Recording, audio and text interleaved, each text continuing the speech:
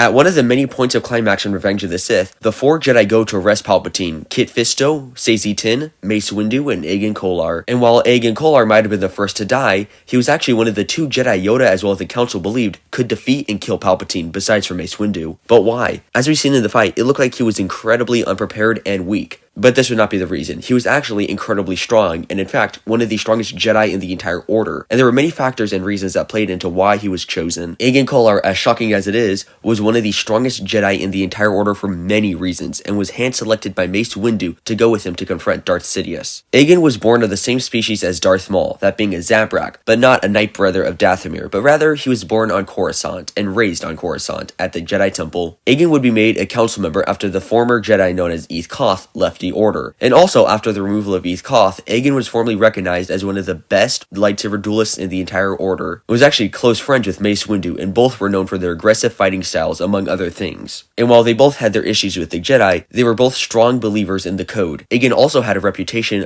of jumping into a fight and after winning, asking questions. His motto was, "Fight first, ask questions later." And this would fit him perfectly due to him earning the reputation of being one of the strongest duelists and strongest willed guardian in the Jedi Order of his time. To show how powerful he was one of the few Jedi survivors of the Battle of Geonosis in the battle arena. But his Padawan would not be so lucky, which is actually how Agen would have his 2 different lightsaber colors, as we've seen. He would have blue and green. After the death of his Padawan, he would take the crystal from his lightsaber and put it into his own. Agen was also a highly regarded general in the battlefield, serving all of the Clone Wars and rarely lost a battle. Agen would prove himself time and time again to be one of the best Jedi, and Yoda would notice this and make a mental note to have him as one of the few Jedi to confront Sidious, should he ever reveal himself. But Yoda would assume wrong, as the Jedi would be severely unprepared for the Dark Lord's wrath. Agen, among many of his other abilities, favored force push during a battle, and he was renowned for using it suddenly in a battle, completely catching them off guard and devastating them. And on top of that, was extremely skilled with the blade, as I have mentioned. He was viewed as one of the best at his time, and possibly one of the best of all time. The lightsaber forms he utilized were Form 4 and Form 5. Kolar was so powerful in Form 4 that he was only rivaled by Ki-Adi-Mundi and was second only to Yoda. And for those of you who don't know what Form 4 was,